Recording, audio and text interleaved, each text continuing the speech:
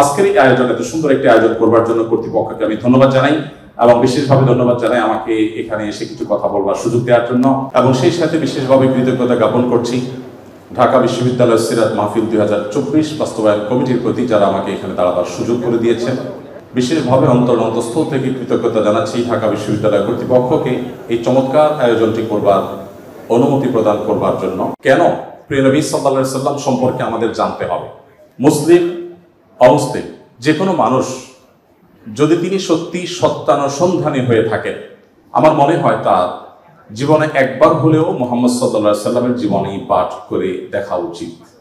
কারণ একজন মানুষ দুনিয়ার আলো দেখার আগেই বাবাকে হারিয়েছে, পৃথিবীর আলো দেখার পরপরই মাকে হারিয়েছে।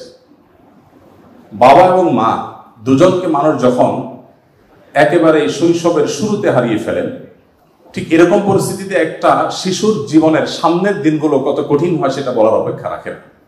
প্রিয় নবী সাল্লাল্লাহু আলাইহি সাল্লামের জীবনে দুঃখ এবং কষ্ট এখানে শেষ হয়নি, বরং শুরু হয়েছে। কৈশোরে যেতে না যেতেই তার সবচেয়ে বড় অবলম্বন, তার সবচেয়ে বড় আশ্রয়দাতা দাদা আব্দুল মুত্তালিবের ছায়াও তিনি হারিয়েছেন।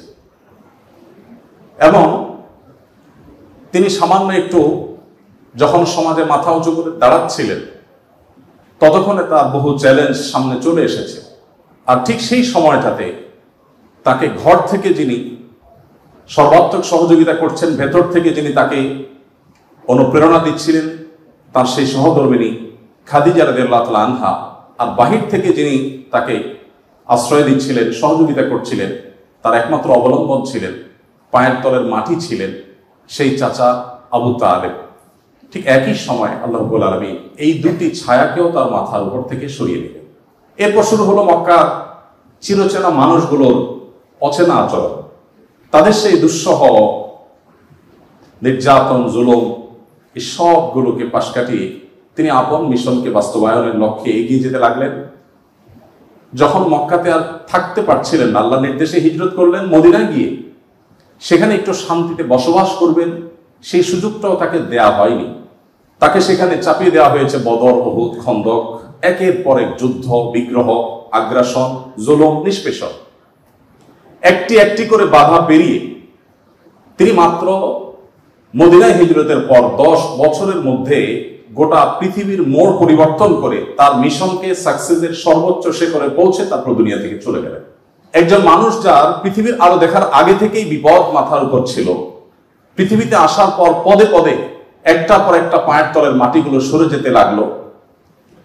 মৃত্যুর আগ মুহূর্ত পর্যন্ত যার বিরুদ্ধে এত ষড়যন্ত্র, এত বাধা, এত বিপত্তি, এত সংকট, এত কিছুর পরও মাত্র 10 বছরে গোটা পৃথিবীর মোড়কে পরিবর্তন করে পৃথিবীর নতুন ইতিহাস রচনা করে যে মহানায়ক চলে গেলেন, যে মহামানব চলে গেলেন, আপনি অন্য ধর্মাবলম্বী মানুষ হলেও আপনি সত্যানুসন্ধানী দৃষ্টির কারণে শুধুমাত্র এই লোকটি সম্পর্কে আপনার জানা প্রয়োজন।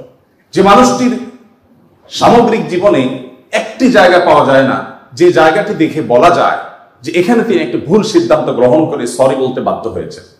আপনাদের কারো জানা আছে? তার জীবনে যারাই লিখেছেন তাদের কেউ কিন্তু এরকম কোনো জায়গা বের করতে পারেননি যে 63 বছরের জীবনে 63 সেকেন্ডের জন্য এমন কোন সিদ্ধান্ত গ্রহণ করেছেন যার জন্য তাকে প্রায়শ্চিত্ত করতে হয়েছে। কে সে মানুষ? কি ছিল তার জীবনীতি? কিভাবে সম্ভব? আমরা তো আমাদের জীবনকে পরিবর্তন করবার জন্য, আমাদের ফ্যামিলির অর্থনৈতিক অবস্থাকে শুধুমাত্র পরিবর্তন করবার জন্য 30-40 বছরের কেরিয়ার অনেক সময় যথেষ্ট হয় না। সেখানে একজন মানুষ একটি পরিবার নয়, একটি দেশ নয়, একটি পৃথিবীর পরিপূর্ণ মোড়কে পরিবর্তন করে পৃথিবীর পুরো যে টার্নিং পয়েন্ট, সেই টার্নিং পয়েন্ট সৃষ্টি করে জাহান্নামমুখী পৃথিবীকে জান্নাতমুখিতার দিকে যিনি নিয়ে এসেছেন মাত্র 10 বছরের প্রচেষ্টায়, শত সহস্র বাধা সত্ত্বেও সে মানুষটিকে, সে সফল মানুষটিকে এত বাধা পাহাড় ডিঙ্গিয়ে কিভাবে তিনি সাফল্যের চূড়ান্ত শিখরে পৌঁছেছেন তাকে জানা বোধ হয় আমাদের বিবেকের দাবি। তাকে জানা বোধ হয় আমাদের নিজেদের প্রয়োজনে, আমাদের সাফল্যের প্রয়োজনে। আল্লাহ তাআলা আমাদের সবাইকে তাকে বারবার তার জীবনীকে পুনর্পাঠ করার তৌফিক দান করুন। দ্বিতীয়ত যে কথাটি আমি বলতে চাই তা হলো, আপনারা অনেকে হয়তো শুনে থাকবেন, ইসলামী বিশ্ববিদ্যালয় কুষ্টিয়ার সাবেক এক সময় প্রফেসর ছিলেন, রোড অ্যাক্সিডেন্টে মারা গেছেন। ডক্টর খন্দকার আব্দুল্লাহ জাহাঙ্গীর রহমতুল্লাহি আলাইহি অত্যন্ত চমৎকার একটি উপমা দিয়েছিলেন। স্যার বলেছেন যে মোবাইল ফোন যেরকম দুই রকম, একটাকে আমরা সহজে বোঝার জন্য বাটন ফোন বলি, আরেকটা হলো স্মার্টফোন। স্যার বলেছেন যত প্রাণী আল্লাহ তাআলা সৃষ্টি করেছেন, এই সব প্রাণী, মানুষ সহ অন্য সমস্ত প্রাণীকে দুই ভাগে ভাগ করা হয়েছে। মানুষ ছাড়া যত প্রাণী আছে তারা সবাই হলেন বাটন ফোনের মতো। বাটন ফোনে যে ক্যালকুলেটর দেওয়া আছে ওইটাই ফিক্সড, সেখানে অন্য কোনো ক্যালকুলেটর আপনি চাইলেও ঢোকাতে পারবেন না। সেখানে যে যে প্রোগ্রাম দেওয়া হয়েছে, নতুন কোনো প্রোগ্রাম সেখানে ইনস্টল করার কোনো সুযোগ নেই। কিন্তু একটা স্মার্টফোনে আপনাকে শুধুমাত্র বেসিক বিষয়গুলো দেওয়া থাকে। আপনি কোন ক্যালকুলেটরটা নামাবেন সেটা প্লে স্টোরে, অ্যাপ স্টোরে গিয়ে আপনি চয়েস করতে পারেন। আপনি সেখানে কোন ব্রাউজারটা নামাবেন সেটাও আপনি চয়েস করতে পারেন। আপনি সেখানে কোন অ্যাপটা নামাবেন সেটা আপনি চয়েস করতে পারেন। আল্লাহ তাআলা মানুষকে সৃষ্টি করেছেন অনেকটা এই স্মার্টফোনের মতো করে। অর্থাৎ মানুষের ভেতরে তিনি কোনটা ইনস্টল করবেন, ভালো কিছু ইনস্টল করবেন, খারাপ কিছু ইনস্টল করবেন, এই ব্যাপারে আল্লাহ তাআলা মানুষকে স্বাধীনতা দিয়ে রেখেছেন। আর মানুষ যেহেতু কাউকে না কাউকে অনুসরণ করে এবং তার ভেতরে যদি কিছু না কিছু ইনস্টল করতেই হয়, এই প্রয়োজনে একজন মানুষ মুহাম্মদ সাল্লাল্লাহু আলাইহি সাল্লামকে পাঠ করা, তাকে জানা তার জীবনে গুরুত্বপূর্ণ। কারণ তিনি তার আল্লাহর দেওয়া ব্রেইনে, মেধায়, তার ভেতরে তিনি মুহাম্মদ সাল্লাল্লাহু আলাইহি সাল্লামের আদর্শকে ইনস্টল করবেন কিনা এই সিদ্ধান্তটা নেওয়ার জন্য তাকে জানা প্রয়োজন। গোটা পৃথিবীতে যত মানুষ এখন ইসলামে এসেছেন, কিয়ামত পর্যন্ত হয়তো যত মানুষ ইসলামে আসবেন, তাদের সবার উপর অ্যানালাইসিস করলে তারা কি কারণে ইসলামে এসেছেন, অন্তত বিগত দিনে যারা ইসলামে এসেছেন তাদেরটা যদি অ্যানালাইসিস করা হয় তাহলে দেখা যাবে, আমি অন্তত আমার অভিজ্ঞতার আলোকে বলতে পারি, যত মানুষ ইসলাম গ্রহণ করেছেন, ইসলাম এসেছেন, আমি প্রত্যেককে নতুন মুসলিম হয়েছেন তাদেরকে জিজ্ঞাসা করার চেষ্টা করেছি কোন কারণে আপনি ইসলামে এসেছেন। কারণ আমরা মুসলমানরা তো আমাদের আচার আচরণ, আমাদের কাজ কারবার দিয়ে আপনাদেরকে অভিভূত করে ইসলামের সৌন্দর্য আমাদের কর্মকাণ্ডের মাধ্যমে ফুটিয়ে তুলেছি, এমনটি ঘটার কথা নয়। তাহলে কি কারণে আপনি ইসলামে এসেছেন? যত মানুষ ইসলামে এসেছে তার মধ্যে উল্লেখযোগ্য সংখ্যক ইসলামে এসেছেন কোরআন পাঠ করে, আর অবশিষ্ট যারা ইসলামে এসেছেন তাদের বড় অংশ ইসলামে এসেছেন প্রিয় নবী সাল্লাল্লাহু আলাইহি ওয়াসাল্লামের সিরাত পাঠ করে। বিধায় আমি আপনাদের সবাইকে উদাত্ত আহ্বান রাখতে চাই যে আপনার জীবনে একবার নয়, বারবার করে প্রিয় নবী সাল্লাল্লাহু আলাইহি ওয়াসাল্লামকে জানুন, তার জীবনের শুরু থেকে শেষ পর্যন্ত নির্মোহভাবে পড়ুন। আমি নিশ্চিত করে বলতে পারি যেটি আপনাকে প্রশান্তির চরম শেখরে পৌঁছে দিবে, আপনার ঈমানের মিটারকে অনেক বেশি উপরে তুলে দিবে। আল্লাহ তাআলা আমাদের সবাইকে সেই তৌফিক দান করুন। সম্মানিত উপস্থিতি, প্রিয় নবী সাল্লাল্লাহু আলাইহি সাল্লামের জীবনের বিভিন্ন দিক নিয়ে আপনারা আলোচনা শুনেছেন। আমি খুব সংক্ষেপে প্রিয় নবী সাল্লাল্লাহু আলাইহি সাল্লাম কিভাবে দুর্বলদের আশ্রয় কেন্দ্র ছিলেন সে বিষয়ে কিছু কথা আলোচনা করতে চাই। প্রিয় নবী সাল্লাল্লাহু আলাইহি সাল্লাম সবসময় দুর্বলদেরকে আগলে রাখার চেষ্টা করতেন, দুর্বলদের পক্ষে কথা বলতেন। আজ 2024-এর যেই সময়টাতে আমরা দাঁড়িয়ে কথা বলছি, আজকের পৃথিবীতে দুর্বলদের পক্ষে কথা বলাটা ফ্যাশনে পরিণত হয়েছে। আপনারা জানেন, দুর্বল মানুষদেরকে নিয়ে কেউ কাজ করলে সমাজে তাকে হিরো মনে করা হয়। আজকের এই সমাজে দুর্বলদের নিয়ে কাজ করলে তাদেরকে নিয়ে মানুষ অনেক গর্ব করে। এটা গর্বের একটা ব্যাপার যে কেউ দুর্বলদেরকে নিয়ে কাজ করছে। আমরা সুন্নাহ ফাউন্ডেশন থেকে অসহায় দুস্থদের জন্য কাজ করছি। আপনারা অনেকে আমাদেরকে সেজন্য মোবারকবাদ জানাচ্ছেন, শুভেচ্ছা জানাচ্ছেন, আমাদেরকে প্রেরণা দিচ্ছেন, ধন্যবাদ আপনাদের প্রতি। কিন্তু আমি যেটি বলতে চাচ্ছি যে আজ থেকে ঠিক ১৫০০ বছর আগের পৃথিবীতে যদি আমরা ফিরে যাই তাহলে আমরা লক্ষ্য করলে দেখতে পাবো সেই পৃথিবীতে দুর্বলদের পক্ষে কথা বলাটা ফ্যাশন তো দূরের কথা, সবচেয়ে বড় চ্যালেঞ্জের বিষয় ছিল। আজকের এই অনুকূল পৃথিবীতে দাঁড়িয়ে আপনি দাস-দাসীর অধিকার, আপনি শ্রমিকের অধিকার, আপনি নারীর অধিকার, আপনি অন্য ধর্মাবলম্বী সংখ্যালঘুদের অধিকার নিয়ে কথা বলতে পারেন। এই কথা বলাটা অনেক নিরাপদ, অনেক ফ্লেক্সিবল পরিবেশ আপনি দেখেন। কিন্তু মুহাম্মদ সাল্লাল্লাহু আলাইহি সাল্লাম যখন দুর্বলদের পক্ষে কথা বলেছেন তখন পৃথিবীতে দুর্বলদের পক্ষে কথা বলাটা সহজ কাজ ছিল না, এটা লাইফ রিস্কের ব্যাপার ছিল, কিন্তু সেই কাজটা তিনি করেছেন। সম্মানিত উপস্থিতি, প্রিয় নবী সাল্লাল্লাহু আলাইহি সাল্লাম তিনি দুর্বলদের পক্ষে যে কথা বলেছেন সেটা আজ আমরা অনেকে যে দুর্বলদের পক্ষে কথা বলি নানা পার্থিব উদ্দেশ্যে, তার সেই দুর্বলদের পক্ষাবলম্বনটা পার্থিব কোনো উদ্দেশ্যে ছিল না। আমরা অনেকে আজ দুর্বলদের পক্ষে কথা বলি কোন সংস্থার কোন প্রজেক্ট পাওয়ার জন্য। আমরা অনেকে দুর্বলদের পক্ষে কথা বলি কোন প্রজেক্ট পেয়েছি সেই টাকা হালাল করবার জন্য। আমরা অনেকে দুর্বলদের পক্ষে কথা বলি সোশ্যাল মিডিয়াতে প্রচুর লাইক কমেন্ট পাওয়া যাবে সেজন্য। আমরা অনেকে দুর্বলদের পক্ষে কথা বলি, এর পেছনে আমাদের পার্থিব কোনো স্বার্থ আছে সেই কারণে। মুহাম্মদ সাল্লাল্লাহু আলাইহি সাল্লাম সেই ব্যক্তি ছিলেন যিনি দুর্বলদের পক্ষে কথা বলেছেন প্রচন্ড প্রতিকূল পরিবেশে। তার সেই কথার বিপরীতে তাকে থ্যাঙ্কস বলার মতো পৃথিবীতে কোনো মানুষ ছিল না তখন।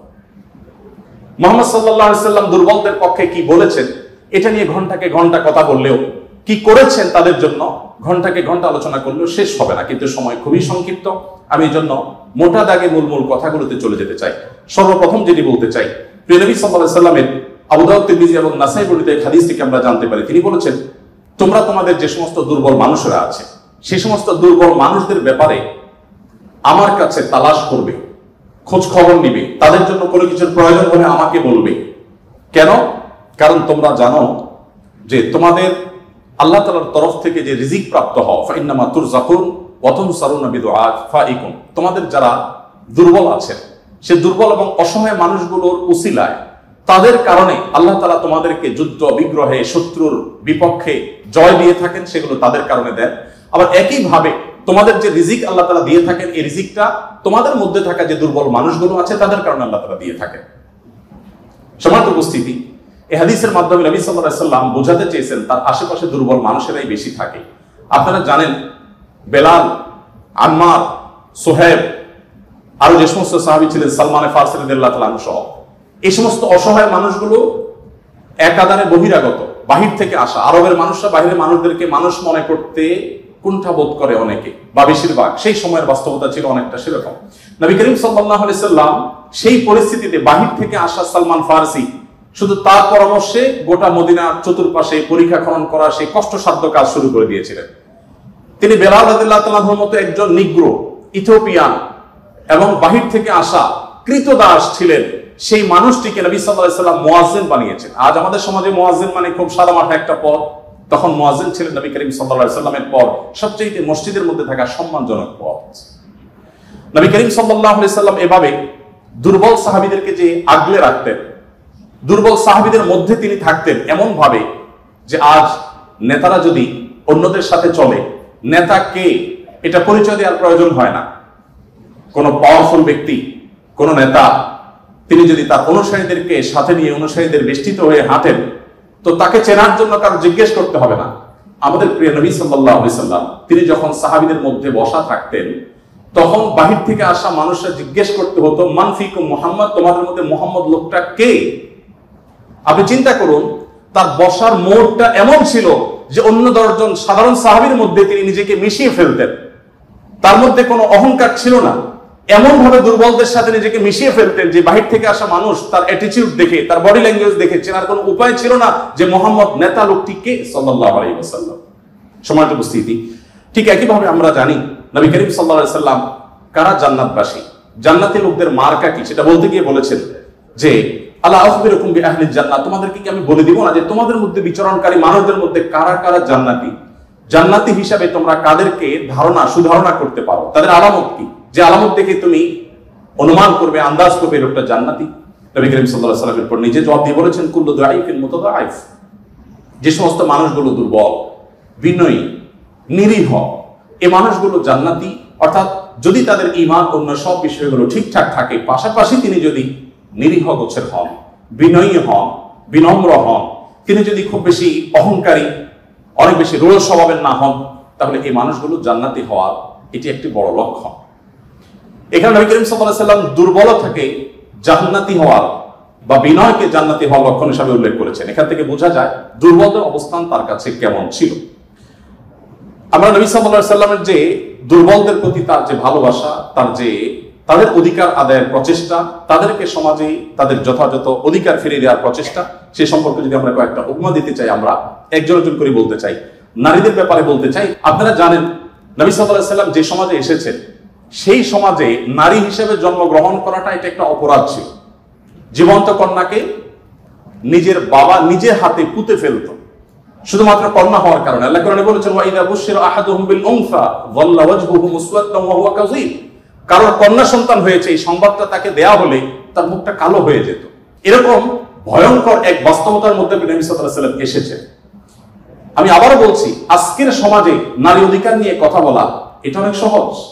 নারী অধিকার নিয়ে কথা বলা মানুষগুলো জন্মেরও বহু বছর আগে নবী সাল্লাল্লাহু আলাইহি ওয়াসাল্লাম শুধু নারী অধিকার নিয়ে কথা বলেন নাই, জীবন্ত কবরস্থ করা হতো যেখানে কন্যা সন্তানকে, সেই জায়গা থেকে তুলে নারীকে সবচেয়ে সম্মানের সর্বোচ্চ আসনে বসিয়ে তারপর তিনি দুনিয়া থেকে গেছেন। নবী সাল্লাল্লাহু আলাইহি ওয়াসাল্লাম নারীদের জন্য কি করেছেন?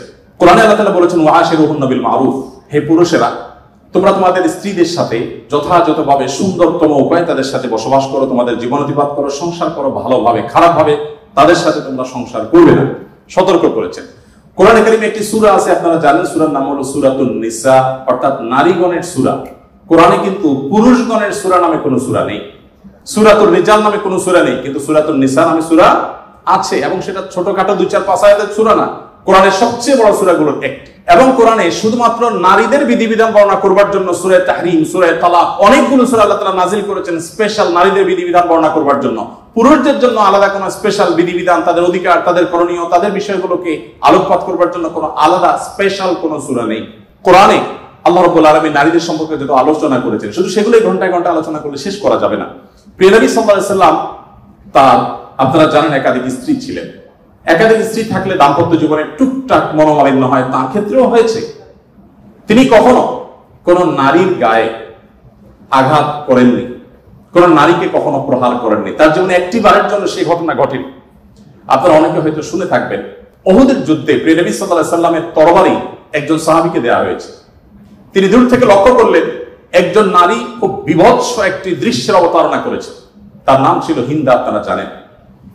তিনি নবী করিম সাল্লাল্লাহু আলাইহি ওয়াসাল্লামের প্রিয় চাচার লাশ কেটে কলিজা বের করে চাবাচ্ছে, এরকম নির্মম এবং পাশবিক অত্যন্ত ভয়ঙ্কর একটি চিত্র ওই সাহাবী দেখতে পেয়ে নবী সাল্লাল্লাহু আলাইহি ওয়াসাল্লামের তরবারি তার হাতে, তিনি দৌড়ে দূর থেকে আফসা আফসা দেখছেন, কাছাকাছি গেলেন, কাছাকাছি গিয়ে দেখতে পেলেন, দূর থেকে তিনি বুঝতে পারেন না যে ইনি ভদ্রলোক না ভদ্র মহিলা। খুব কাছে এসে দেখলেন যে তিনি একজন নারী। তিনি তখন বলেছেন পরবর্তীতে যে আমি তরবারিটা তুলেছিলাম যে তার শিরকে আমি তার ধড় থেকে, দেহ থেকে আলাদা করে দিব, কিন্তু তৎক্ষণাৎ আমার মনে হলো এই তরবারিটা তো সেই মানুষটা যে মানুষ কোনোদিন কোনো নারীর গায়ে আঘাত করেন নাই। আমি যত কঠিন দৃশ্যই দেখি না কেন, আমি নবী সাল্লাল্লাহু আলাইহি ওয়াসাল্লামের তরবারি দিয়ে কোনো নারীকে আঘাত করতে পারি না। তিনি সেই অবস্থাতে এরকম ভয়ঙ্কর একটি দৃশ্য দেখার পরও নবী করিম সাল্লাল্লাহু আলাইহি ওয়াসাল্লামের জীবন চরিত্রের মধ্যে তিনি নারীদেরকে যেভাবে সম্মান দিতেন, মর্যাদা দিতেন, শুধুমাত্র সেই বিষয়টিকে স্মরণ করে তরবারিকে খাপে ঢুকিয়ে তিনি সেখান থেকে ফিরে এলেন। প্রিয় নবী সাল্লাল্লাহু আলাইহি ওয়াসাল্লাম তিনি যুদ্ধের ময়দানে কয়েক শ্রেণী মানুষকে কোনোভাবেই যেন হত্যা না করা হয় তার জন্য আগে থেকে বলে রেখেছেন, এবং যুদ্ধের আগে যোদ্ধাদেরকে, মুজাহিদদেরকে বলে রাখতেন, খবরদার রণাঙ্গনের শত্রুপক্ষের অন্য সব মানুষকে আঘাত করলো, নারীদেরকে আঘাত করবে না। আপনারা এই জন্য সাহাবীদের মধ্যে পুরুষ সাহাবীদের শহীদ হওয়ার অনেক লম্বা ফিরিস্তি বা লিস্ট আপনারা দেখতে পান, মহিলা সাহাবীদের লিস্ট খুব বেশি একটা দেখা যায় না। যদিও পুরুষদের আল্লাহর জন্য জীবন উৎসর্গ করার এই পথের সর্বপ্রথম পথ নির্দেশ করেছেন যিনি, অবাক করা বিষয় হলো তিনি একজন নারী, সুমাইয়া রাদিয়াল্লাহু তাআলা আনহা। প্রিয় ভাইরা আমার, নবী করিম সাল্লাল্লাহু আলাইহি সাল্লাম তার জীবনের একেবারে শেষের দিকের বক্তব্যগুলোর, ভাষণগুলোর একটি ছিল ইস্তাউসু বিন নিসাই খায়রা, তোমরা নারীদের ব্যাপারে আমার কাছ থেকে ভালো ওসিয়ত গ্রহণ করো, অর্থাৎ আমি তোমাদেরকে ওসিয়ত করছি, আমি জীবনের শেষ মুহূর্তে, অন্তিম মুহূর্তে তোমাদেরকে উপদেশ দিচ্ছি, নারীদের বেলায়, মহিলাদের ব্যাপারে তোমরা ভালো আচরণ করবে, এটি আমার কাছ থেকে শুনে রাখো। নবী করিম সাল্লাল্লাহু আলাইহি ওয়াসাল্লাম তিনি তিনটি জিনিসকে খুব বেশি ভালোবাসতেন, তিনটি জিনিস তার কাছে খুব বেশি প্রিয় ছিল, আপনারা অনেকে হাদিসটি জানেন। তার একটি ছিল সুগন্ধি, তিনি পারফিউম, আতর খুব পছন্দ করতেন। আরেকটি ছিল সালাত, নামাজ, এটি তার চক্ষু শীতলতার কারণ ছিল, তার অনেক ভালো লাগতো নামাজ আদায় করতে। আরেকটি ছিল নারী। এখানে নারী প্রিয়র অর্থ হলো বাবা এবং মায়ের মধ্যে নবী সাল্লাল্লাহু আলাইহি ওয়াসাল্লাম বাবার চাইতে মাকে বেশি প্রায়োরিটি দিতেন।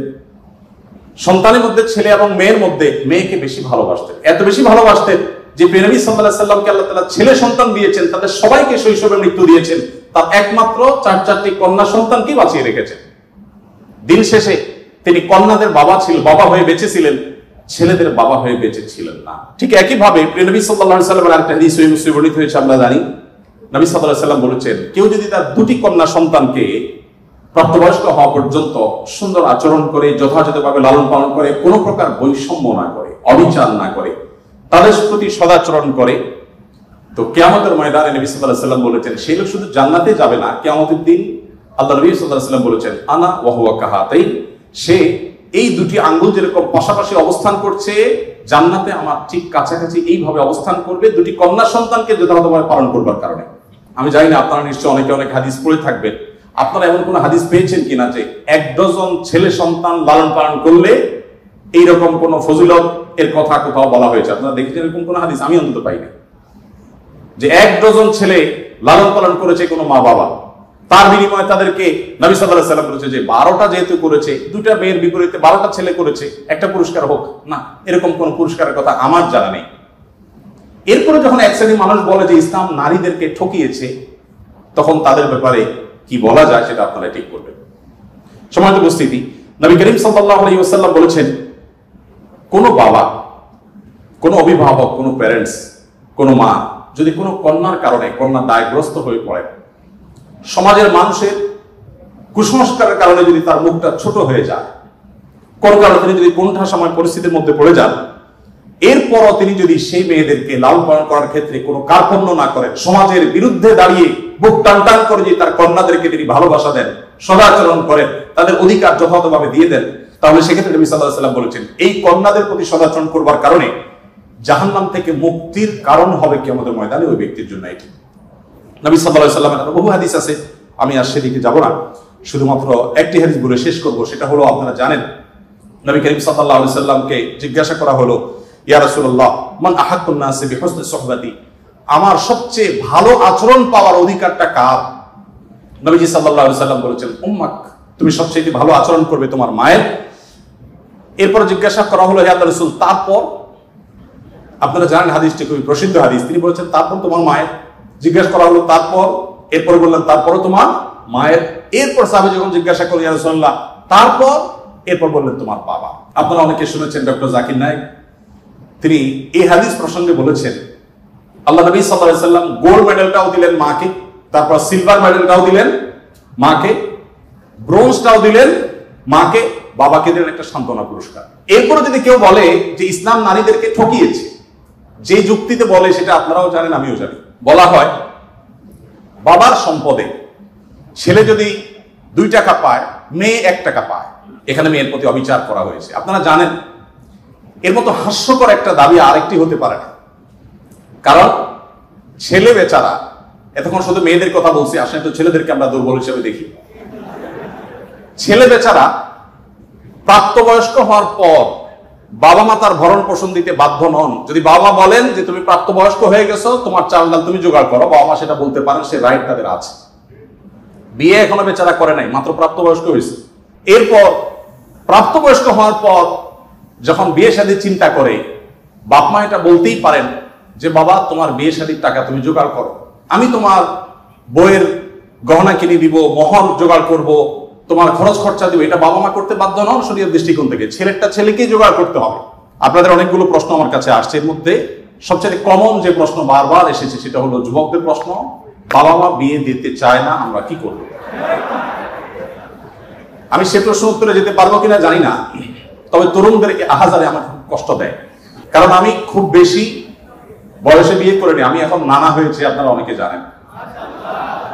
আমার এই বয়সে আমি নানা হয়েছি, এটা অনেকে শুনলে আসমান থেকে নাজিল হওয়ার উপক্রম হয় যে কিভাবে সম্ভব। তো আমি বলি, আমি আমার সংসার জীবন গোছানো শেষ, আমি এবং আমার মিসেস সহ বাকি জীবন আরামের সাথে দেশ বিদেশ যদি ঘুরেও বেড়াই, আল্লাহ বিল্লাহ করে বাকি জীবন কাটিয়ে দিই, আমার কোনো টেনশন নাই, কারণ আমার সংসারের সব সেট আপ করা শেষ। সে সমস্ত মানুষদেরকে দেখে আমার করুণা হয়, মায়া হয়, যারা আর্লি ম্যারেজকে দোষণীয় মনে করে, তারা অনেক বেশি দেরি করে তথাকথিত নিজের পায়ে দাঁড়ানোর কথা বলে 30-35 পার হওয়ার পর বিবাহ শাদী করেন। এই মানুষগুলো তাদের ছেলে মেয়ে হইতে হইতে, প্রথম তো আবার ছেলে মেয়ে নেওয়া যাবে না, একটা লম্বা সময় এনজয় করতে হবে, 40-এর পর হয়ে যায় ছেলে মেয়ে হতে হতে। এরপর এই ছেলে পড়ালেখা করে গ্রাজুয়েশন করতে করতে 55-60 চুই হয়ে যায়, ততক্ষণ সংসারের ঘানি টানতে থাকে। আল্লাহ না করুন ছেলেটা যদি অমানুষ হয়, এই বেচারা বৃদ্ধ বয়সে আর যাওয়ার কোনো উপায় নাই। আবার সন্তান তো 1টা বা 2টা বেশি নেওয়া যাবে না, তাহলে তার দুঃখের কোনো শেষ আছে? আর আমার সবকিছু কমপ্লিট। এখন ছেলে মেয়ে যদি বেশি বেতাল হয়, বেলাইন হয়, সোজা কানটা বলে দিয়ে দরজা দেখা দিতে কোনো অসুবিধা নাই, কারণ আমার 2nd, 3rd, 4th অপশন আছে, অনেকগুলো সন্তান আছে। আর দ্বিতীয়ত আমার বয়সে এখনো অনেকখানি বাকি আছে। যাই হোক, আমি সেদিকে যাচ্ছি না। আমি যেটা বলছিলাম সেটা হলো ছেলেদের এই বেচারাদের যে অসহায়ত্ব, এটার কথা কেউ বলে না। দেখেন, আমিও নারীদের ওয়াজি করে গেলাম। ছেলেদের অসহায়ত্বের কথা একটু বলি। এই বেচারারা যতদিন বাবা সংসারে থাকবে, তোমার ঘানে তুমি টানো, বাবা মা বাধ্য না। মেয়েকে কিন্তু এটা বাবা বা মা বলতে পারেন না। এরপর যখন বিয়ে হবে, বিয়ের সময় ওই যে ছেলেরা চিরকুট নিয়ে আসে, হুজুর একটু বলে দেয় আমার আব্বা এখানে আছে। আমি পল্টনে একটা হোটেলের উদ্বোধনী দিনে আমার এক বন্ধু মানুষ সেখানে গেছিলাম। এক ছেলে তার বাবাকে ধরে আমার কাছে নিয়ে আসছে, এসে বলছে হুজুর আপনার অনেক ওয়াজ শুনছি, আজকে আমার বাপটা হাতের কাছে পাইছি, আমাকে বিয়ে দেন। আমি বহু বলছি, আজকে আপনি হাতে নাতে বলেন। আমি নিজের লজ্জা লাল হয়ে গেলাম, ছেলে কি বেহার। যাই হোক, তো এই বেচারারা বিয়ে করতে যাবে, বাপ বলে যে কি করো তুমি, বিয়ে করবে মানে টাকা কামাই করো। মেয়েদের বিয়ের সময় কি বাবা মা এটা বলে তুমি কয় টাকা কামাই করছো তোমার বিয়ে দিব? বলার সুযোগই নেই, রাইটই নেই। এরপরে বিয়েটা যখন হয়ে যায়, এই বেচারা এতদিন নিজের পেট পালা লাগতো, এখন বউয়ের পেট পালো, ছেলে মেয়ের পেট পালো, তাদের উপার্জনের দায় দায়িত্ব তার। নিজের বাবা মা যদি বৃদ্ধ হয়ে যান, অসহায় হয়ে যান, তাদের দায়িত্ব তার। বাপের বাড়ি যাওয়ার সময় বাজারটা তার করতে হয়, শ্বশুর বাড়ি যাওয়ার সময় মিষ্টির প্যাকেটটার টাকাও তাকে দিতে হয়। শতভাগ খরচ ছেলের, আর বাপের সম্পদে পাবে হলো 2 টাকা 2 আনা, আর মেয়ে পাবে 1 টাকা। তার অন্যের খরচ তো দূরের কথা, নিজের খরচই তার উপরে বর্তায় না। ইসলাম কি তাকে কম দিয়েছে না বেশি দিয়েছে? একজনকে 2 টাকা দিয়ে বাজারে পাঠিয়ে বিরাট বড় ফর্দ দেখাই দিয়েছেন, এতগুলো সব তোমাকে আনতে হবে। আরেকজনকে 1 টাকা দিয়ে বললেন যে তুমি শুধুমাত্র এই টাকা দিয়া যা খুশি তা করতে পারো। তাহলে এই 1 টাকা যাকে দেওয়া হয়েছে তার অধিকার কি কম দেওয়া হয়েছে না বেশি দেওয়া হয়েছে? আল্লাহর সাথে পাল্লা দিলে গোল্লা যাওয়া ছাড়া কোনো উপায় থাকে না। যারা নিজের বিবেক দিয়ে আল্লাহ সুবহানাহু ওয়া তাআলার বিচারকে, বিশ্লেষণকে বিচার করতে চায়, তারা আল্লাহর উপরে যে খোদার উপরে খোদাগিরি বলে যে সে মূর্খতা ছাড়া কিছুই করছে না। আমি শ্রদ্ধা রেখে তাদের প্রতি বলতে বাধ্য হলাম। যাই হোক, আমি যেটা বলছিলাম যে নবী সাল্লাল্লাহু আলাইহি ওয়াসাল্লাম মেয়েদের সম্পর্কে এত কথা বলেছেন। দেখুন যে মা হিসাবে মেয়েদের মর্যাদা এত বেশি। ইমাম মালিক রাহমাতুল্লাহ আলাইহি একটি চমৎকার কথা বলেছেন। তিনি বলেছেন যে আল আম্বিয়া আবুল বানাত, আপনারা অবাক হবেন, যত নবী রাসূল পৃথিবীতে এসেছেন বেশিরভাগ নবী রাসূলদেরকে আল্লাহ তাআলা ছেলে সন্তান না দিয়ে মেয়ে সন্তান দিয়েছেন। এরপরে যেটি বলতে চাই তা হলো বিধবা এবং ইয়েতিমদের ব্যাপারে। দেখুন, ইয়েতিম বিধবার ব্যাপারে নবী করিম সাল্লাল্লাহু আলাইহি ওয়াসাল্লাম বলেছেন, বুখারীতে হাদিসটি বর্ণিত হয়েছে, আস-সাইলাল আরমালাতি ওয়াল মাসাকিন কাল মুজাহিদি ফি সাবিলিল্লাহ আও কাল্লাযী ইয়াকুমুল লাইলা ওয়া ইয়াসুমুন নাহার। যে ব্যক্তি কোনো বিধবার ব্যয়ভারের দায়িত্ব গ্রহণ করবে, যে ব্যক্তি কোনো ইয়েতিমের লালন পালনের দায়িত্ব গ্রহণ করবে, অভিভাবকত্বের দায়িত্ব গ্রহণ করবে, নবী সাল্লাল্লাহু আলাইহি ওয়াসাল্লাম বলেছেন এই ব্যক্তি আল্লাহর রাস্তায় রণাঙ্গনে জিহাদরত ব্যক্তি আল্লাহর কাছে যে মর্যাদা লাভ করবে, নিজের জায়গায় বসে থেকে অসহায় বিধবার দায়িত্ব, বিধবা ভাতা দিয়ে তার দায়িত্ব গ্রহণ করলে এই ব্যক্তিকে আল্লাহ তাআলা সেই মর্যাদা দান করবেন। আপনি এরকম কোন হাদিস দেখাতে পারবেন না যে একটা লোক বেচারা বউ মরে গেছে, মনমরা থাকে, যদি কোনো ভদ্র মহিলা তার আশ্রয় দেওয়ার জন্য তিনি অনুপযুক্ত হওয়া সত্ত্বেও নিজেকে পেশ করেন, উপস্থাপন করেন আর তার আশ্রয় হয়ে যান, তাহলে নবী সাল্লাল্লাহু আলাইহি ওয়াসাল্লাম বলেছেন তার এই পুরস্কার আছে। নিশ্চয়ই ভালো কাজের সওয়াব আছে, কিন্তু আলাদা পার্টিকুলার কোনো সওয়াবের কথা নবী সাল্লাল্লাহু আলাইহি ওয়াসাল্লাম বলেন নাই। কিন্তু একজন বিধবার ব্যাপারে কিন্তু সেই কথা বলা হয়েছে। ইয়েতিমের ব্যাপারে নবী সাল্লাল্লাহু আলাইহি ওয়াসাল্লাম বলেছেন, আনা ওয়া কাফিলুল ইয়াতীমি কাহাতাইন, আমি এবং ইয়েতিমের অভিভাবক, যিনি ইয়েতিমের দায়িত্ব নেন, এই দুটি আঙ্গুলের মতো পাশাপাশি জান্নাতে অবস্থান করব। আপনারা কেউ বলতে পারেন যে জান্নাতে এই লোক নবীর কাছে থাকবে, এর আগে শুনলাম 2টা কন্যা লালন পালন করলে সেও নবী সাল্লাল্লাহু আলাইহি ওয়াসাল্লাম কাছে থাকবে, তো নবী সাল্লাল্লাহু আলাইহি ওয়াসাল্লাম কাছে কতজন থাকবে? আসলে দুনিয়াতে আমরা একজনের সাথে আরেকজন হাঁটতে পারি, আখিরাতকে আমরা দুনিয়ার মতো কম্পেয়ার করি বা বিবেচনা করি, আখিরাতের বিষয়টা সম্পূর্ণ ভিন্ন। নবী সাল্লাল্লাহু আলাইহি ওয়াসাল্লামের জান্নাত এটা তো দুনিয়ার কোনো প্রাসাদের মতো হবে না, বিশাল বড় জগৎ নিয়ে হবে। সবচেয়ে ছোট জান্নাতে যে গোটা পৃথিবীর সমান 10 পৃথিবীর সমপরিমাণ জান্নাত তিনি পাবেন। মহাশূন্য সম্পর্কে আমরা ধারণা পাওয়ার পর আমাদের কাছে এটা খুব সহজ মনে হয় যে পৃথিবীর অন্যান্য পৃথিবীর বাইরে যে আল্লাহ তাআলার মহা সৃষ্টি আছে সেগুলোর তুলনায় পৃথিবী খুব ক্ষুদ্র। যখন পৃথিবীতে এগুলো আবিষ্কার হয় না, আপনি চিন্তা করুন তখনকার মুসলমানদের জন্য ঈমান আনা কতটা কঠিন ছিল, যে কিভাবে এত বড় জান্নাত দিবেন আল্লাহ তাআলা, কোথায় এত জায়গা। কিন্তু আজ আমরা সেটা আবিষ্কার করেছি, আমরা জানি কিয়ামত পর্যন্ত আবিষ্কার হতে থাকবে। কোরআন এবং সুন্নাহর অনেক কিছু এখনো আমাদের বুঝে আসছে না, কিন্তু এক সময় হয়তো বুঝে আসবে।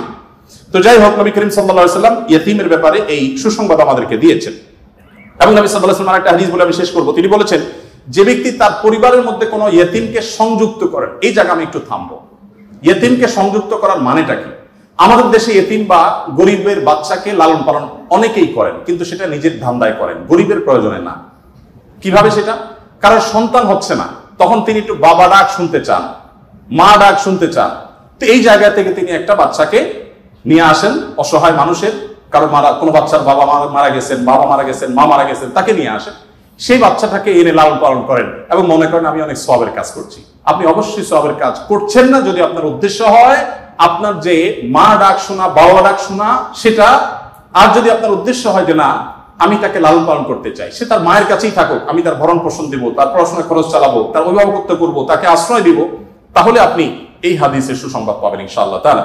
আপনি যদি নিজে পার্থিব কোনো স্বার্থে তাকে লালন পালন করেন তাহলে এই হাদিসের মর্যাদা আপনি লাভ করবেন না।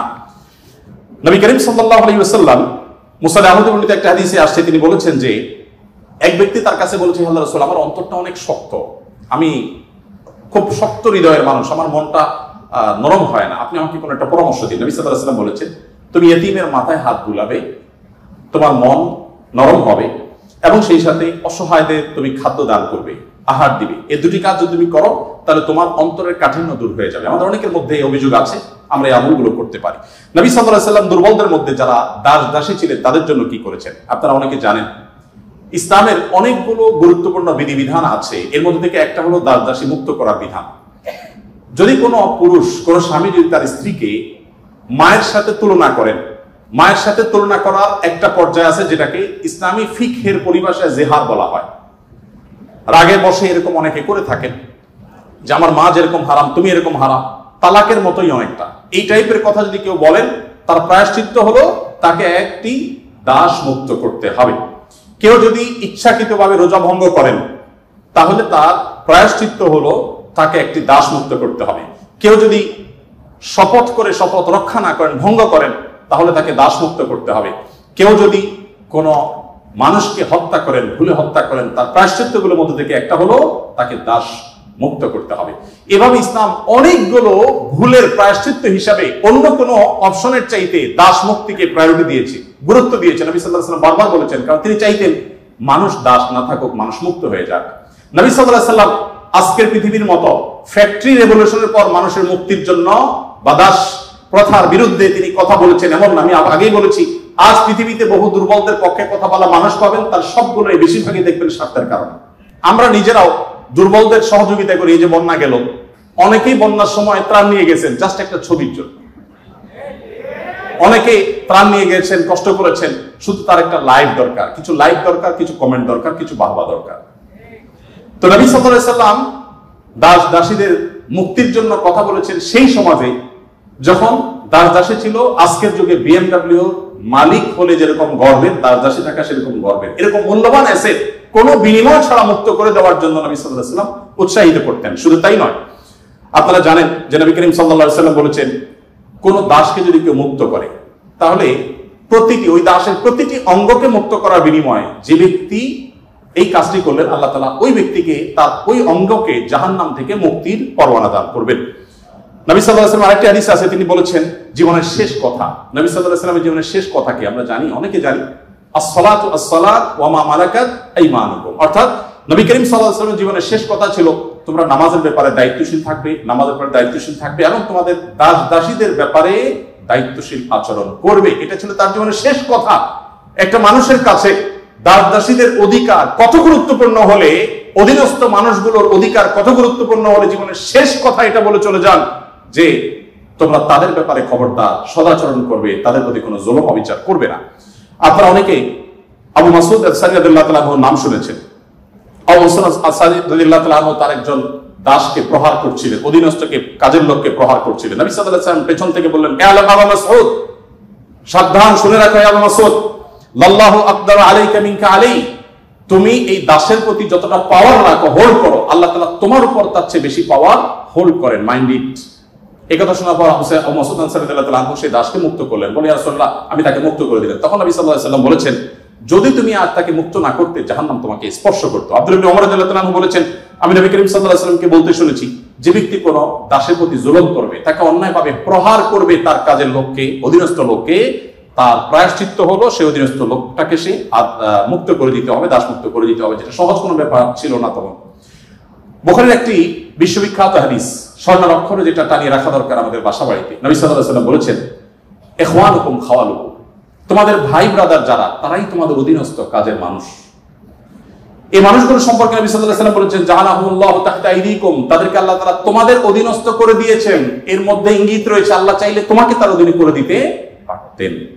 অতএব ফামান কানা আখুহু তাহতা ইয়াদি, যে ব্যক্তি তার ভাই তার অধীনে থাকবে, অর্থাৎ কোনো দাস, কোনো দাসী, অথবা যে কোনো কাজের মানুষ, এখানে দাস দাসী কথা বলা হয়নি, যে কোনো কাজের লোক, অধীনস্থ মানুষ যদি কারোর অধীনে থাকে, ফালইউতআইনহু মিম্মা ইয়াকুল, তাহলে সে যা খায় একই কোয়ালিটির খাবার যেন তাকে অফার করে, এবং সে যা পোশাক পরে একই কোয়ালিটির পোশাক যেন তাকে পরায়। একটু থামতে চাই এখানে। আপনি একটু কল্পনা করুন, এমন একজন মানুষের, যিনি অনেক পয়সার মালিক, অনেক বড় পদ হোল্ড করেন, তিনি তার ড্রাইভার তার জন্য যখন পোশাক কিনছিলেন, একই সময় তার নিজের পোশাকও কিনছিলেন। একই পোশাক যেটা তার জন্য কিনেছেন, সেম পোশাক ড্রাইভারের সাইজ অনুযায়ী, একই কোয়ালিটির, একই কালারের, একই জিনিস ড্রাইভারের জন্য কিনেছেন। এই দৃশ্যটা কি কল্পনা করা যায়? আজকের বাস্তবতা এটা কি খুব সহজ বিষয় মনে হয়?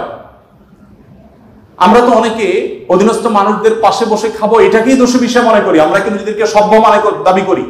আজকের পৃথিবীর মানুষের সভ্যতা যেখানে গিয়ে ঠেকবে, নবী সাল্লাল্লাহু আলাইহি ওয়াসাল্লাম তিনি এবং তার সাহাবা ইকরাম পৃথিবীকে যেই জায়গায় রেখে গেছেন সভ্যতার, সেখানে পর্যন্ত আজকের পৃথিবীর সভ্যতার সর্বোচ্চ শিখরে গিয়ে পৌঁছতে পারবে। নবী করিম সাল্লাল্লাহু আলাইহি ওয়াসাল্লাম তিনি, তাকে একবার জিজ্ঞাসা করা হলো যে, হে আল্লাহর রাসূল, আমাদের যে কাজের লোক আছে, খাদেম আছে, এই লোকগুলো যত ভুল করে কয়বার মাফ করা যায় আপনি একটু বলেন? মানে একটা সীমা আছে তো, কতবার মাফ করা যায়? নবী করিম সাল্লাল্লাহু আলাইহি ওয়াসাল্লাম চুপ থাকলেন। লোকটা আবার একই কথা বললেন, নবী সাল্লাল্লাহু আলাইহি ওয়াসাল্লাম চুপ থাকলেন। তিনি আবার যখন বললেন, নবী করিম সাল্লাল্লাহু আলাইহি ওয়াসাল্লাম বলেছেন, দিনে 70 বার মাফ করবা। এর মানে হলো তুমি নিজেকে নিয়ন্ত্রণহীন করবে না। এই বিষয়ে অবশ্য ওয়াজ করা অনেক সহজ, আমল করা অনেক কঠিন। আল্লাহ তাআলা আমাদেরকে আমলের তৌফিক দান করুন। এভাবে নবী করিম সাল্লাল্লাহু আলাইহি ওয়াসাল্লাম দুর্বলদের পক্ষে, দুর্বলদের অধিকার আদায়ের জন্য অনেক কথা বলেছেন। সেই সময় যখন দুর্বলদের পক্ষে কথা বলা আজকের মতো ফ্যাশনের বিষয় ছিল না। আজ যারা অধিকারের কথা বলে, তাদের জন্মেরও হাজারো বছর আগে নবী সাল্লাল্লাহু আলাইহি ওয়াসাল্লাম এই মানুষগুলোর অধিকার আদায় করে উন্নতির চরম শিখরে রেখে গেছেন। পৃথিবী আবার তাদেরকে অবনমন করেছে, আর সেজন্য আমাদেরকে কথা বলতে হচ্ছে। সম্মানিত উপস্থিতি, নবী করিম সাল্লাল্লাহু আলাইহি ওয়াসাল্লাম তিনি অন্য ধর্মাবলম্বীদের অধিকার নিয়ে যত কথা বলেছেন, অনেক লম্বা কথা বলতে হবে, আমার হাতে একেবারে সময় নেই। আমি শুধু এটুকু বলবো, আল্লাহ তাআলা কোরআনে কারিমে বলেছেন, লা ইয়ানহাকুমুল্লাহু আনিল লাযিনা ইউকাতিলুকুম ফিদ-দীন ওয়া লাম ইখরিজুকুম মিন দিয়ারিকুম আন তাবাররুহুম ওয়া তুকসিতু ইলাইহিম ইন্নাল্লাহা ইউহিব্বুল মুকসিতিন। যে সমস্ত অন্য ধর্মাবলম্বীরা তোমাদেরকে তোমাদের দেশ থেকে বের করে দেয়নি, তোমাদের উপর কোনো যুদ্ধ চাপিয়ে দেয়নি, অর্থাৎ শান্তিপূর্ণ সহাবস্থান করছে, তাদের প্রতি সদাচরণ করতে তোমাদের আল্লাহ তোমাদেরকে নিষিদ্ধ করেনি না, বরং আল্লাহ তাআলা সদাচরণকারী, ন্যায়নিষ্ঠ আচরণকারীকে ভালোবাসেন। তার মানে সংখ্যালঘুদের প্রতি, অন্য ধর্মাবলম্বীদের প্রতি কোন মুসলিম যদি সদাচরণ করে, এই লোক আল্লাহর ভালোবাসা পাবে। বাংলাদেশে মানুষ ধর্মপ্রাণ, এদেশে ওলামা ইকরাম দায়িত্বশীল। এই জন্য আমি প্রায় বলি, আমাদের আশেপাশে অন্য যে কোনো দেশের সংখ্যালঘুদের চাইতে আমাদের দেশের সংখ্যালঘুরা আলহামদুলিল্লাহ অনেক ভালো আছে, সেজন্য আমরা অনেক হ্যাপি এবং সুখী। আমরা চাই তারা আরো ভালো থাকুক। আমাদের আশেপাশে বিভিন্ন দেশে বহু ধর্মীয় দাঙ্গা হয়েছে, শত শত মানুষ মারা গেছে। বাংলাদেশে আজও পর্যন্ত কখনোই ধর্মীয় দাঙ্গায় শত শত মানুষ তো দূরের কথা, ডজন ডজন মানুষ মারা গেছে, এমন কোন ঘটনা কখনো শোনা। সংখ্যালঘুদের নির্যাতনের যে সমস্ত বিচ্ছিন্ন ঘটনা ঘটে, এটা আমরাও জানি, আমাদের সংখ্যালঘু ভাই বোনেরাও জানেন। এটা দিন শেষে রাজনৈতিক ফায়দা হাসিলের নীল নকশা ছাড়া আর কিছুই নয়। বাংলাদেশের সবচেয়ে বড় ধর্মীয় শিক্ষা প্রতিষ্ঠান হাটহাজারী মাদ্রাসা ঠিক কোল ঘেঁষে একটা মন্দির, আমি সেই মাদ্রাসার ছাত্র। এত প্রাচীন এই মন্দির এবং মাদ্রাসাও প্রাচীন, শতবর্ষী মাদ্রাসা এবং প্রাচীন মন্দির। কেউ বলতে পারবে না যে মাদ্রাসার হাজার হাজার ছাত্রের কেউ কোনোদিন একটা ঢিল সেই মন্দিরে নিক্ষেপ করেছেন, অথবা মন্দির থেকে পাল্টা এরকম কিছু হয়েছে, কেউ বলতে পারবে না। বাংলাদেশের মানুষের সাম্প্রদায়িক সম্প্রীতির যে উদ্যোগ দৃষ্টান্ত, পৃথিবীর অনেক উন্নত দেশেও সে দৃষ্টান্ত নেই। এটা আমরা কোত্থেকে পেয়েছি? ইসলাম থেকে পেয়েছি। আমাদের সংখ্যালঘু ভাই বোনদের প্রতি সদাচরণ করতে আমাদের ইসলাম বলে, ভালো মুসলিম হওয়ার প্রয়োজনে আমাদের এটা করতে হচ্ছে। অথবা আমরা যত বেশি ভালো মুসলিম হতে পারবো, আমাদের সংখ্যালঘু ভাই বোনরাও তত নিরাপদে থাকবেন। নবী সাল্লাল্লাহু আলাইহি ওয়াসাল্লাম বলেছেন, যে ব্যক্তি কোন অমুসলিম, যিনি মুসলিম ভূখণ্ডে বসবাস করার পারমিশন নিয়ে আসছেন, ধরুন বাইরে থেকে ভিসা নিয়ে আসছেন, অনুমোদিত তার বসবাসটা, এরকম কোন অন্য ধর্মাবলম্বীকে যদি কোনো মুসলমান হত্যা করে, এই মুসলমান এই হত্যার কারণে জান্নাত তো দূরের কথা, জান্নাতের গ্রামও সে পাবে না। মানুষটা কিন্তু অন্য ধর্মাবলম্বী। নবী সাল্লাল্লাহু আলাইহি ওয়াসাল্লাম একটা ইহুদির লাশ নিয়ে যাওয়া হচ্ছিল, তিনি সম্মান প্রদর্শন করলেন। সাহাবীরা বললেন, ইয়া রাসূলুল্লাহ, ইহুদির লাশ আপনি সম্মান প্রদর্শন করছেন। নবী সাল্লাল্লাহু আলাইহি ওয়াসাল্লাম বলেছেন আলাইসাত নাফসা, সে কি মানুষ না? লোকটা ইহুদি হতে পারে কিন্তু তিনি মানুষ না। আব্দুল্লাহ ইবনে ওমর রাদিয়াল্লাহু তাআলা বাসায় ছাগল জবে হয়েছে, তিনি বাহির থেকে এসে জিজ্ঞাসা করলেন আহাদাইতুম লিজানাল ইহুদি, আমাদের ইহুদি প্রতিবেশী বাসায় গোশত পাঠিয়েছো? বাসার লোকজন বলল না তো। তখন তিনি বললেন আল্লাহ রাসূল সাল্লাল্লাহু আলাইহি ওয়াসাল্লাম প্রতিবেশীর অধিকার নিয়ে এত কথা বলেছেন যে নিজের সম্পদে তাদের হিস্সা আল্লাহ তাআলা নির্ধারণ করে দেওয়ার উপক্রম হয়েছিল, আর তোমরা কেন প্রতিবেশী বাসায় খাবার পাঠাওনি? আমাদেরকে আরো ডেভেলপ করতে হবে। আমাদের আশেপাশে কোনো হিন্দু বসবাস করেন, আপনার পাশে ফ্ল্যাটে, পাশের বাড়িতে, আপনি কয়দিন তার বাসায় খাবার পাঠিয়েছেন, গিফট পাঠিয়েছেন? অথচ ইসলাম কিন্তু সেই নির্দেশ আমাদেরকে করে।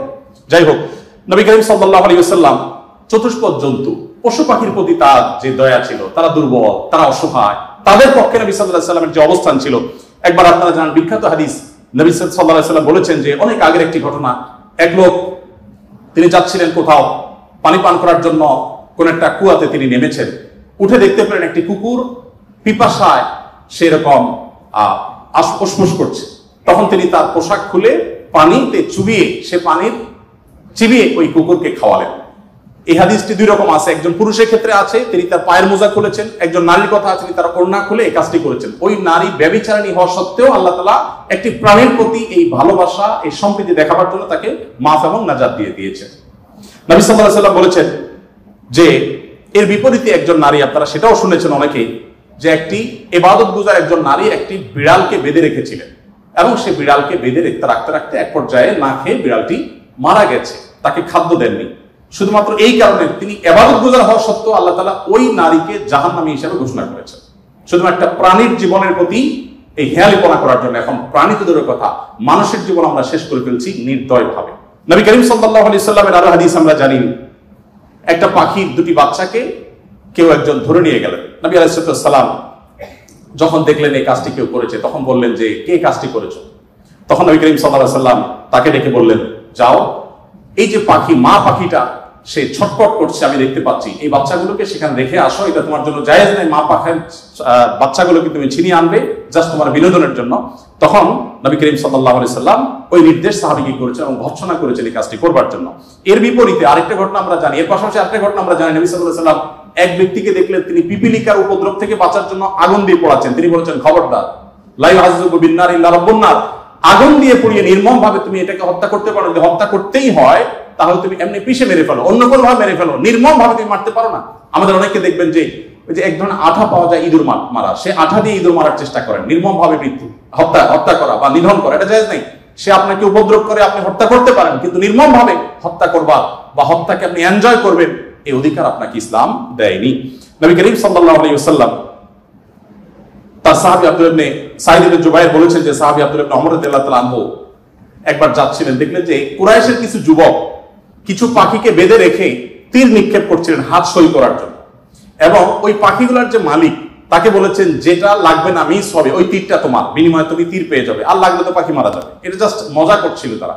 দেখেন আল্লাহ নবী সাল্লাল্লাহু আলাইহি ওয়াসাল্লাম সাহাবী আব্দুল্লাহ ইবনে ওমর যখন এসেছেন, জাস্ট তাকে দেখেছে, দেখার সাথে সাথে দৌড়ে পালিয়ে গেছে তারা, ওই যুবকরা, কারণ জানেন যে নবী সাল্লাল্লাহু আলাইহি ওয়াসাল্লাম সাহাবী কোন প্রাণীর প্রতি নির্মমতাকে সহ্য করবেন না, চলে গেছে তারা। তখন এবার আব্দুল্লাহ ইবনে ওমর রাদিয়াল্লাহু তাআলা আনহু বলেছেন, আল্লাহ লানত এবং অভিশাপ নাজিল হয় ওই মানুষগুলোর প্রতি যারা কোন প্রাণীকে এরকম বিনোদনের জন্য জাস্ট তীর মেরে, গুলি মেরে বিভিন্ন ভাবে লক্ষ্যবস্তু তাদেরকে বানায়। নবী করিম সাল্লাল্লাহু আলাইহি ওয়াসাল্লামের জীবনের বহু ঘটনা আছে, আমরা বলে শেষ করতে পারবো না, আমি একেবারে শেষের দিকে চলে আসছি। একবার নবী করিম সাল্লাল্লাহু আলাইহি ওয়াসাল্লাম একটি ওট দেখতে পেলেন, খুব ক্ষীণকায়, জীর্ণশীর্ণ, দুর্বল, এবং তার চোখে পানি। নবী সাল্লাল্লাহু আলাইহি ওয়াসাল্লাম তার শরীরের উপরে খুব আলতো করে হাত বুলিয়ে দিলেন। তখন সেই ওটের আচরণ দেখে বর্ণনাকারী সাহাবী বলছেন, মনে হচ্ছিল সে অনেকটা প্রশান্ত অনুভব করেছে। তখন তিনি ওটের মালিককে ডেকে বললেন যে এই ওটকে তুমি কেন ভালো করে খাবার দাবার দাও না, তার ব্যাপারে তুমি আল্লাহকে কেন ভয় করো? নবী সাল্লাল্লাহু আলাইহি ওয়াসাল্লাম তাকে সতর্ক করলেন। ঠিক একই ভাবে নবী সাল্লাল্লাহু আলাইহি ওয়াসাল্লাম ঐতিহাসিক একটি হাদিস সহিহ মুসলিমে বর্ণিত, তিনি বলেছেন, ইন্নাল্লাহা কাতাবাল ইহসানা আলা কুল্লি শাই ফাইদা কাতালতুম ফাহসিনুল কিতলা ওয়া ইযা যাবাহতুম ফাহসিনুজ যিবহা। যদি কেউ কোন প্রাণীকে জবে করতে হয়, জবে করে খেতে হয়, আল্লাহ তার জন্য হালাল করেছেন, সেও যেন নির্মম ভাবে জবে না করে। এই জন্য ছুরি যেন ভালো করে ধার দিয়ে নেয়, যাতে করে পশুর প্রতি নির্মমতা করতে করতে ধীরে ধীরে তাকে যেন হত্যা করতে না হয়। এমনকি কোনো মানুষকে যদি মৃত্যুদণ্ড দিতে হয়, তাকেও যেন নির্মম ভাবে হত্যা না করা হয়।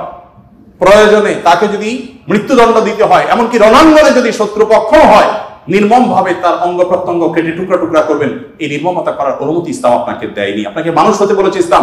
নবী সাল্লাল্লাহু আলাইহি ওয়াসাল্লাম এক ব্যক্তিকে দেখলেন যে তিনি তার কোন একটা পশু জবাই করার জন্য শুয়েছেন, শুয়ে তারপরে সেই পশু ছুরি ধার দিচ্ছেন। একদিক থেকে শুয়েছেন, হয়তো পা দিয়ে পা দিয়ে ধরে রেখেছেন, আর অপর দিক থেকে হাত দিয়ে তিনি ছুরি ধার দিচ্ছিলেন। নবী সাল্লাল্লাহু আলাইহি ওয়াসাল্লাম বলেছেন যে আতুরিদু আন তুমিতাহা মাউতা, তুমি কি চাও এই প্রাণীটাকে কয়েকবার হত্যা করতে? কেন তুমি আগে ছুরি ধার দিয়ে আনো নাই? নবী করিম সাল্লাল্লাহু আলাইহি সাল্লাম একটি গাধার পাশ দিয়ে যাচ্ছিলেন, দেখতে পেলেন যে গাধাটার উপরে কেউ ছেক দিয়েছে, কোন লোহা টোহাতে দাগ দিয়ে ছেক দিয়েছে, ক্ষত বিক্ষত হয়েছে। নবী সাল্লাল্লাহু আলাইহি সাল্লাম বলেছেন লানাল্লাহু আল্লাযী ওয়াসামা, যে ব্যক্তি গাধাটাকে ছেক দিয়েছে, আল্লাহর লানত, আল্লাহর রহমত থেকে সে বঞ্চিত হয়ে অভিশাপ তার উপরে নাজিল হবে। নবী করিম সাল্লাল্লাহু আলাইহি সাল্লাম এক ব্যক্তিকে দেখলেন যে তিনি বলছেন, হে আল্লাহর রাসূল, আমি যখন ছাগল জবাই করি তখন আমি যাতে অপ্রয়োজনীয় কষ্ট দিতে না হয়, নির্মমতা করতে না হয়, সেদিকটা খেয়াল করে। নবী সাল্লাল্লাহু আলাইহি সাল্লাম বলেছেন রাহিমাকুল্লাহ, তুমি যদি ছাগলের প্রতি দয়া পরবশ হও, আল্লাহ তাআলা তোমার প্রতি দয়া পরবশ হবেন।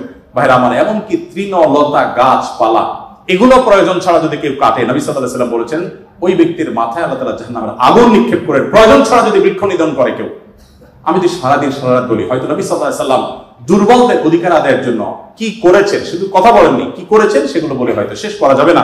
আজকে যে জায়গায় আমি দাঁড়িয়ে কথা বলছি, এই বিশ্ববিদ্যালয় সহ বহু বিশ্ববিদ্যালয়, বিশেষ করে পাবলিক বিশ্ববিদ্যালয়গুলো, যেগুলো মেধাবীদের, দেশের সবচেয়ে বড় বড় ভালো মেধাবীদের সবচেয়ে বড় বিচরণ ক্ষেত্র, এই জায়গা থেকে আমাদের আনন্দের ওখানে অনেক ইতিহাস যেমন রচিত হয়েছে, দুই একটি দুঃখের এবং বেদনার ঘটনা এখানে ঘটতো। তার মধ্যে থেকে একটি হলো র্যাগিং এর ঘটনা। নতুন একজন শিক্ষার্থী, যেখানে পুরাতন শিক্ষার্থী বা বড় ভাইদের কাছে, সিনিয়রদের কাছে স্নেহ ভালোবাসা পাওয়ার কথা, র্যাগিং এর নামে তাকে অপমানিত করা, অপদস্থ করা, তাকে হ্যারাসমেন্ট করা, তাকে অপমান অপদস্থ করে পশুর মতো বুনো আনন্দে মেতে ওঠা, এটা আমাদের দেশের অনেক শিক্ষা প্রতিষ্ঠানের একটি অঘোষিত কালচারে পরিণত হয়েছিল। আমরা আশা করব এই পশুত্ব, এই নির্মমতা, এটা আমাদের দেশে আর কোনো শিক্ষা প্রতিষ্ঠানে কোনোদিন ফিরে আসবে না। আমরা সবাই যদি দায়িত্বশীল হই, আমরা সবাই যদি মানুষ হই, ভালো মুসলমান হতে হলে ভালো মানুষ আমাদেরকে হতে হবে। আমরা যদি ভালো মানুষ হই, তাহলে আমাদের দ্বারা এরকম ঘটনা কখনো ঘটতে পারে না। একজন মানুষের কষ্ট কারণ আনন্দের কারণ হতে পারে না। নবী করিম সাল্লাল্লাহু আলাইহি ওয়াসাল্লাম বলেছেন, যে ব্যক্তি কোনো ছোটদের প্রতি স্নেহ করে না, ভালোবাসে না, সে আমার উম্মত না। ছোট এবং জুনিয়রদের প্রতি যদি স্নেহ মমতা না থাকে, ভালোবাসা না থাকে, সে আর যা হোক নবী করিম সাল্লাল্লাহু আলাইহি ওয়াসাল্লামের উম্মত হিসাবে পরিচিতি পাবে না। অতএব র্যাগিং এর এই অপসংস্কৃতিকে ঝেঁটিয়ে শিক্ষা প্রতিষ্ঠানগুলো থেকে বিদায় করতে হবে আপনাদেরকে। সবাই রাজি আছেন তো ইনশাআল্লাহ? আল্লাহ তাআলা আমাদের সবাইকে সেই তৌফিক দান করুন। আজকের এই আয়োজন, এত সুন্দর একটি আয়োজন করবার জন্য কর্তৃপক্ষকে আমি ধন্যবাদ জানাই, এবং বিশেষভাবে ধন্যবাদ জানাই আমাকে এখানে এসে কিছু কথা বলবার সুযোগ দেওয়ার জন্য। আমার কথার মধ্যে যদি সঠিক কিছু বলে থাকি আল্লাহর তরফ থেকে, ভুল কিছু বলে থাকলে সেটি আমার তরফ থেকে, শয়তানের তরফ থেকে। আল্লাহ তাআলা আমাদের সবাইকে নবী করিম সাল্লাল্লাহু আলাইহি ওয়াসাল্লামের রঙে রঙিন হওয়ার তৌফিক দান করুন, তার আদর্শবান হওয়ার তৌফিক দান করুন। জাযাকুমুল্লাহু খাইরা। আসসালামু আলাইকুম ওয়া রাহমাতুল্লাহি ওয়া বারাকাতুহু। আস-সুন্নাহ ফাউন্ডেশন, উম্মার স্বার্থে, সুন্নাহর সাথে।